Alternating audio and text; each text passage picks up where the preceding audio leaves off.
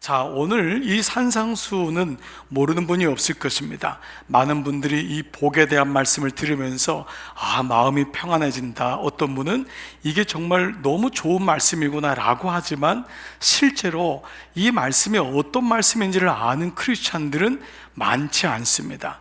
그리고 이 말씀은 입을 열어 가라사대이기 때문에 구약에 나와 있는 이전에 있는 배경을 이해하지 못하면 이 말씀은 그저 마음이 가난하면 복이 있나 보다야, 마음이 온유해져야 되겠구나, 자비를 많이 베풀면 그 사람은 좋은 거구나 라고 하는 식으로 오해할 수 있습니다. 그래서 오늘은 첫 번째, 행복한가라고 하는 질문 속에서 이 말씀이 나오게 된 배경을 먼저 컨텍스트를 여러분이 정확하게 이해하시면은 그 다음부터 한 구절 한 구절이 말씀이 들리기 시작할 것입니다.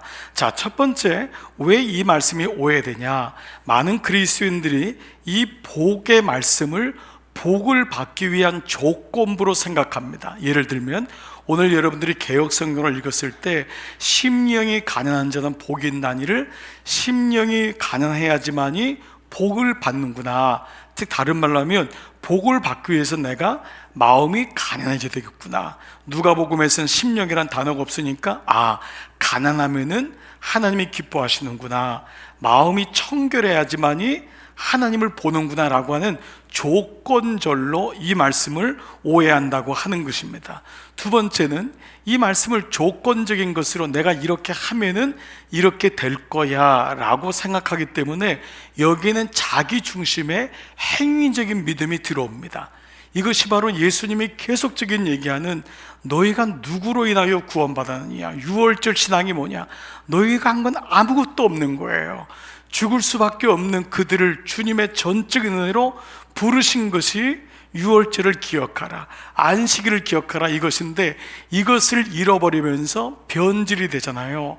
그래서 마태복음과 말라기, 구약의 마지막 그 사이에 400년을 침묵기, 변질기, 원래 중간사인데 그 중간사를 변질사라고, 침묵사라고 하는 이유가 여기 있는 것입니다.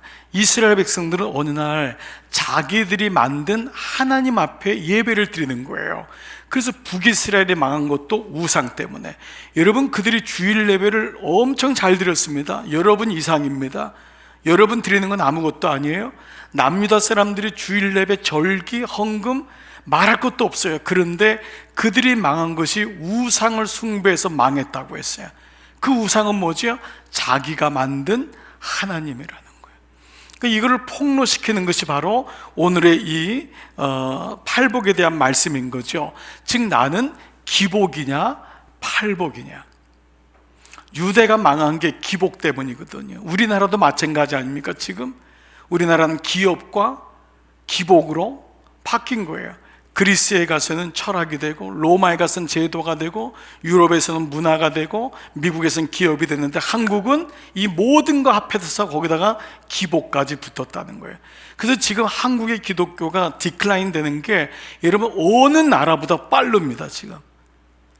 지금 무너지고 있는 게 어느 역대 기독교 국가보다도 빨라요. 성장도 제일 빨리 하고 있지만은 무너지는 것도 빠른 이유가 뭐냐? 너희의 믿음의 정체가 무엇인지를 묻고 있는 것이죠. 이처럼 사랑하신 그 사랑이 어떠한지, 너희가 어떤 존재인지에 대한 말씀이지, 너희 마음을 가난하게 하면 복을 주고, 너희를 청결하면 내가 복을 주고, 너희 마음이 온유해서 착하면 내가 땅을 줄 거다, 이런 말씀을 하신 적이 없는 거예요. 그러므로 이 말씀의 본질을 본다면 다시 말씀의 기초를 쌓는 거예요. 옛 언약으로 인하여 잘못된 메시아관을 가지고, 내가 만든 하나님을 가지고 좋을 땐 하나님, 싫을 때는 하나님이 없고, 그런 믿음이 아니라 너에게 나는 누구냐를 물으면서 셋업을 하시는 거예요. 그래서요 7장까지가 마지막인데 7장의 맨 마지막 말씀이 여러분이 잘 아는 모래 위에 세운 집과 반석 위에 세운 집으로 마무리가 돼요. 산상수훈의 맨 마지막이 왜 모래 위에 세운 집은 창수가 나고 비가 나면 다 무너진다고 할까요? 너희 믿음이 어디 위에 있느냐라는 거예요.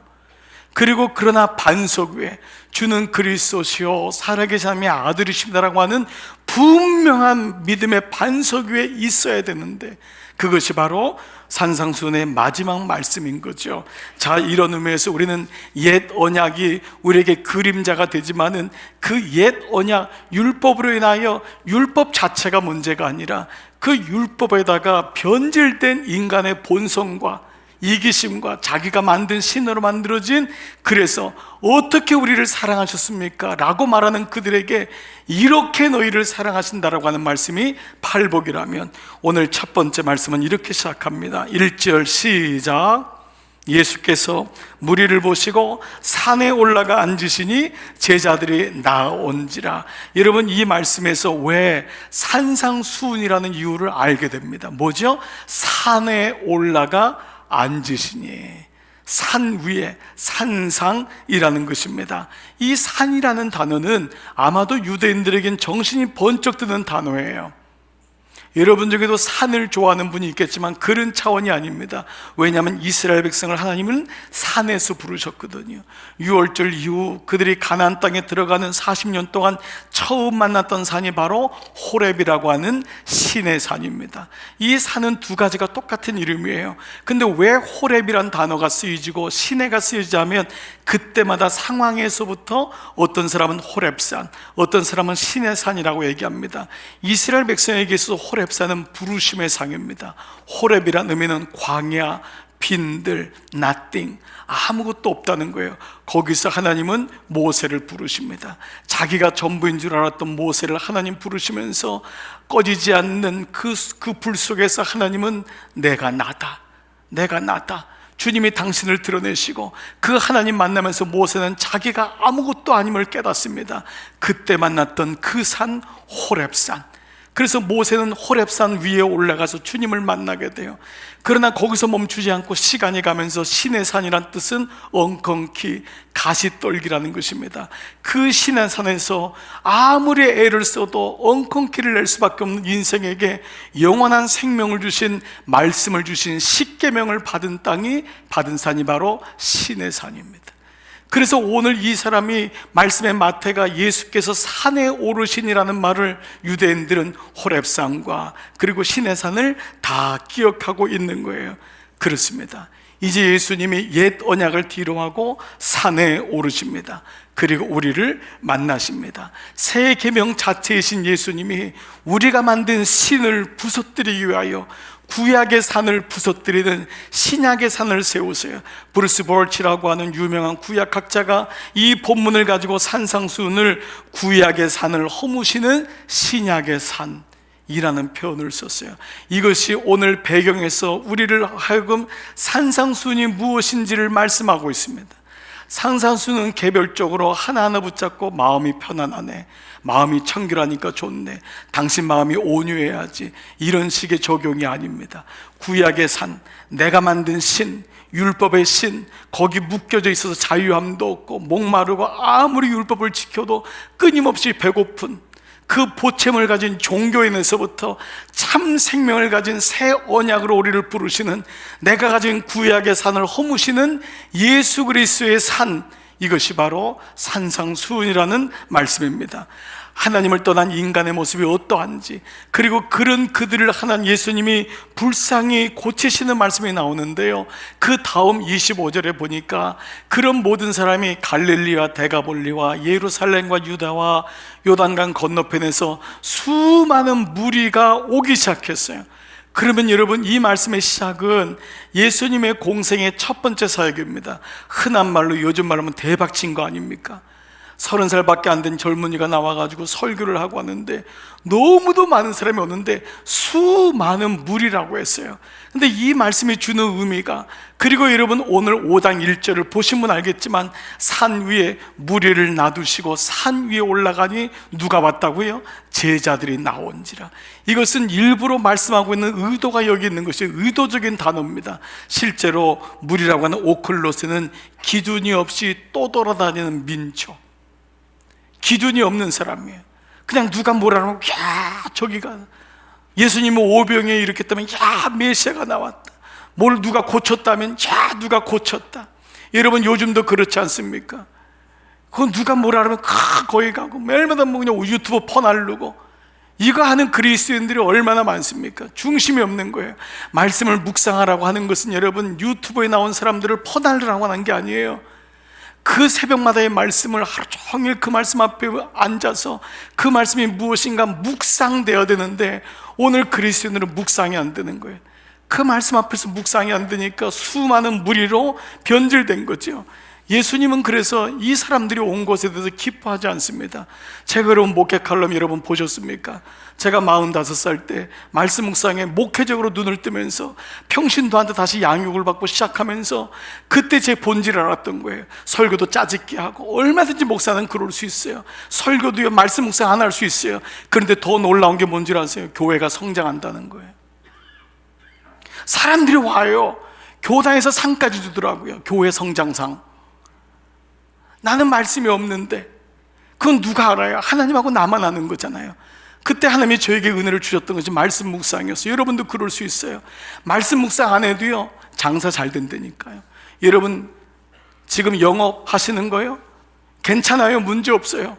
그런데 오늘 그것이 뭐예요? 오클로스 아니냔 말이에요. 무리 아니냔 말이에요. 주님이 무리가 온 것을 기뻐하잖아요. 그러면서 주님이 뭐라고 하지요? 그 이후에 예수님의 목적은 이 무리가 아니라는 거예요. 병 고치는 게 아니라는 거예요. 오병이의 기적을 일으켰더니 백성들이 막 박수치면서 메시아가 나왔다. 그러자 예수님이 안 되겠어요. 말씀을 풀어줬어요. 이 떡에 만족하지 말라. 내가 생명의 떡이다. 그랬더니 사람들이 뭐라고 합니까? 말씀이 어렵도다. 그리고 다 떠납니다. 말씀이 안 들리니까 내가 원하는 떡이 아니라 무슨 주님이 떡이냔 말이에요. 그러자 말씀이 어렵도다 떠납니다. 예수님이 이런 무리를 뒤로 하고 산으로 올라가십니다. 그 산은 옛 언약 호렙산. 너희가 하나님 만나야 된다. 너희가 말씀 만나야 신의 산. 이 산을 상징하는 거잖아요. 그런데 어떤 일이 일어났냐? 5장 1절에 보면은 예수께서 무리를 보시고 산에 올라가 앉으시니 다 같이요 제자들이 나온지라. 제자란 단어가 처음으로 등장합니다. 제자들이 나온지라. 이 말씀의 의미는 뭘까요? 무리를 놔두시고 무리로는 안 되는 거예요. 많은 사람이 교회에 오지만 그 사람에게 예수님이 누구냔 말이에요. 예수님 좁혀가는 거예요. 읽으신 분은 알겠지만 주님은 나의 최고봉, 이 오스왈드 챔버스 목사님인데 이분이 쓴 책에 산상수훈이라는 책이 있어요. 정말 산상수훈 중에 제일 본질을 건드린 분이 이분이 아닐까. 저는 이분의 책 가운데 얇은 책이지만 산상수훈의 본질이에요. 절대 조건적이나 행위적인 일반 사람들이 얘기하는 마음이 평안해지는 그런 말씀이 아니에요. 대부분의 산상수훈의 책들을 보면 다 그런 유거든요. 근데 이분의 본질은 뭐냐? 이분의 산상수훈의 소재가 하나님의 영적 폭약이에요.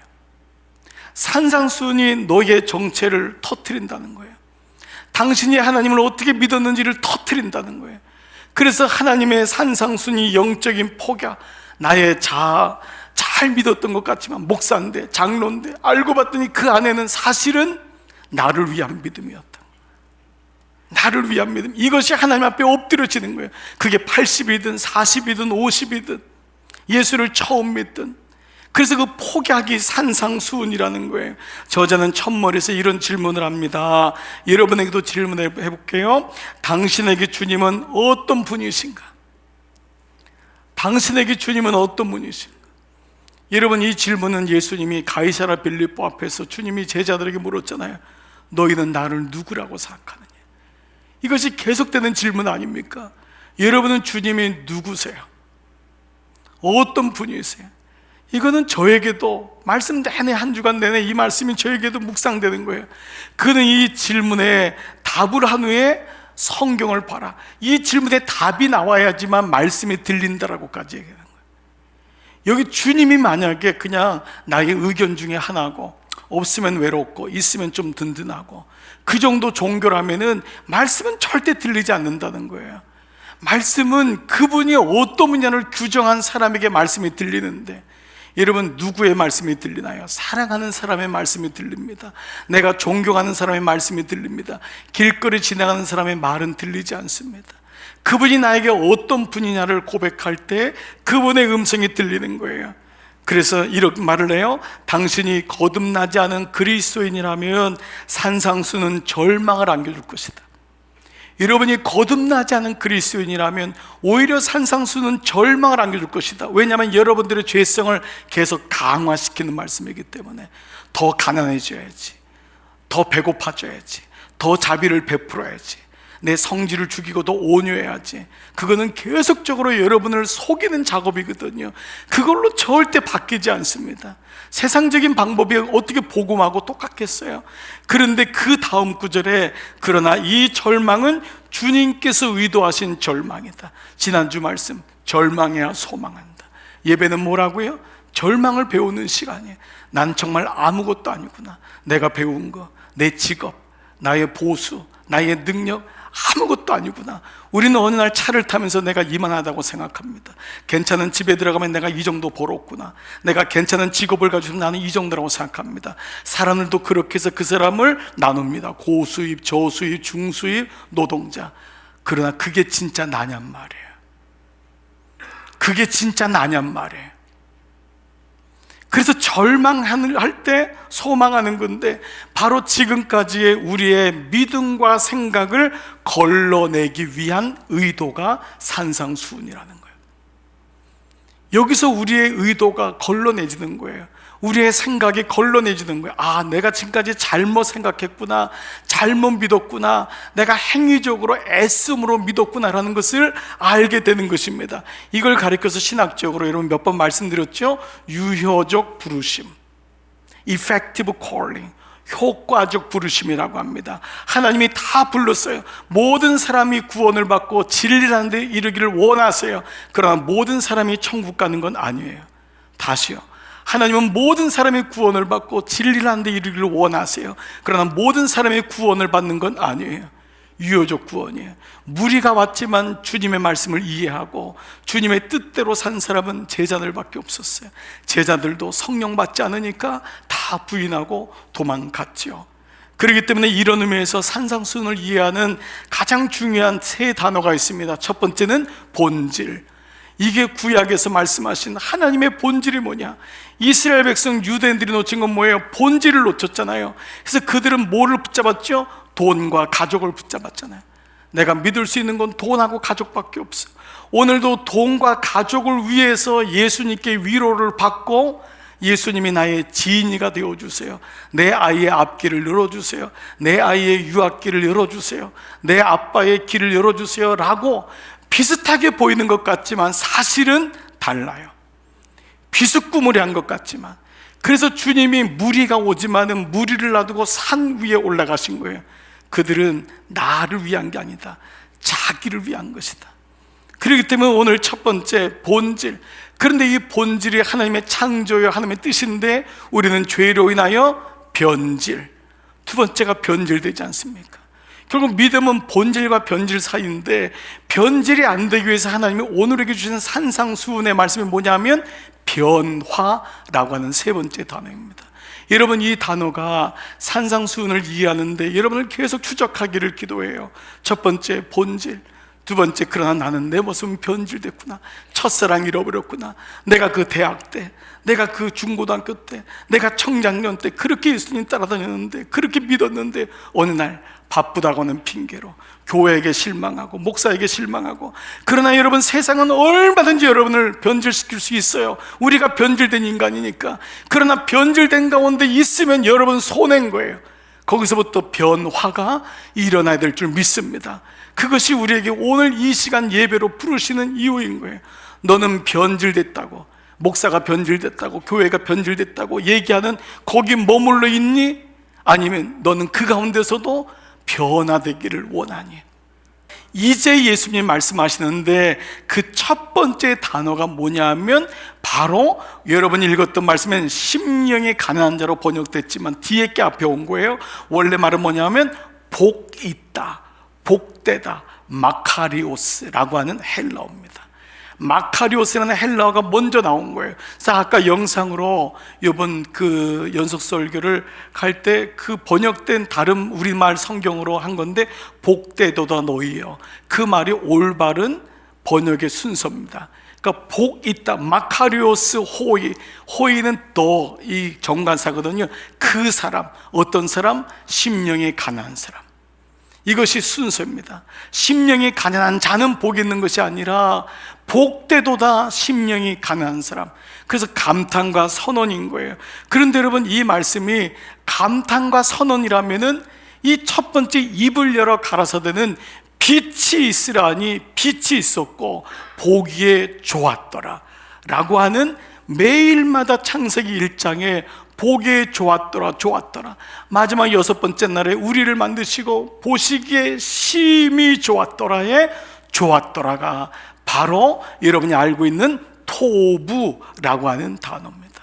히브리 말로 토부가 복되다, 행복하다, 주님이, 하나님이 참 좋다, 참 행복하다, 이 말이 토부입니다. 주님이 처음으로 감탄과 선언을 하셨는데 옛 언약 구약에 나온 그 말씀이 회복되는 것이 예수님이 산 위에 올라가셔서 첫 번째 단어가 뭐냐면 마카리오스. 토부가 창세기의 첫 번째 하나님이 감탄과 선언의 단어라면 마카리오스는 하나님의 본체로 오신 예수 그리스도, 우리로 하여금 참 생명을 얻는 복음을 주시기 위해서 오신 분의 첫 번째 단어가 마카리오스, 복되다 이 사람이라는 것입니다. 즉 첫 번째 사람 아담에 대한 우리를 향한 하나님의 마음인 거예요. 그런데 아담이 죄를 짓고 변질해버렸잖아요. 하나님 떠나버렸잖아요. 그래서 변질해서 변화가 일어나는 것이 구원의 길, 예수 그리스도가 이 땅에 오신 것이잖아요. 그것이 구속사적인 말씀에 우리가 이해잖아요. 그 두 번째 아담인 예수님이 오셔서 첫 번째 입을 열어 감탄과 선언을 한 것이 마카리오스 호이, 복되다 이 사람아. 그렇습니다.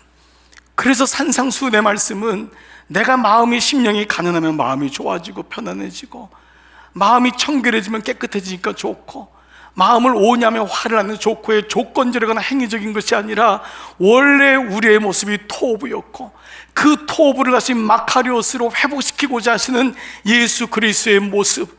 하나님의 너희는 자녀란다, 너희는 변질됐지만 너희의 원래 모습은 그렇지 않아 라고 하는 그 모습의 선언인 거예요. 그렇다면 예수님이 산 위에 올라가 앉으셨다, 이 말씀이 이런 의미라면 이 말씀에 대한 나의 반응은 뭘까요? 산 밑에 있지만 산 밑에서만 살면 안 된다는 거예요. 산 위로 올라오라는 것은 너희도 나와 함께 산 위에 올라와서 다시 호렙산에서 주님의 부르심을 받고 그 냉랭했던 마음의 뜨거움을 경험하고 사명을 받고 다시 그 말씀을 받아 신의 산에서 이것이 내가 붙잡아야 되고 여기로부터 나의 행복이 오는 것을 깨닫기 위하여 주님이 산 위에 올라가셨으면 나도 무리가 아닌 제자가 되어 산 위로 올라가야 하는 거예요. 이것이 나의 반응인 것입니다. 아무리 바빠도 우리가 말씀을 묵상하는 이유가 그것입니다. 그래서 산상수는 주문이 아닙니다. 주술이 아닙니다. 산 위에 올라가서 나를 만나기 위해서 기다리시고 입을 열어 내게 말씀하시는 그분이 거기 있습니다. 오늘 예배 나오신 분, 여러분 모두가 산 위로 올라오신 것입니다. 인생 살다가 지치고 이게 아니구나, 하나님께 가야 되는구나, 그의 입을 열어 말씀하신 걸 들어야지만 진짜 행복이 무엇인지를 아는구나. 오늘 산 위에 올라오신 여러분들을 축복합니다. 그리고 여러분이 이제는 그의 입술에 말씀의 귀를 열어 들으십시오. 산 위의 행복을 가지고 우기지 마시고 하나님이 원하시는 행복이 무엇인가, 나의 행복이 아닌 그분이 말씀하시는 복이 어떤 존재인지를 한 시간 한 시간 그 말씀을 주시고 그 말씀을 가지고 묵상한다면 우리는 분명히 예수님이 원하시는 복되도다 너희여, 이 선언과 선포의 말씀이 나의 말씀이 될 줄 믿습니다.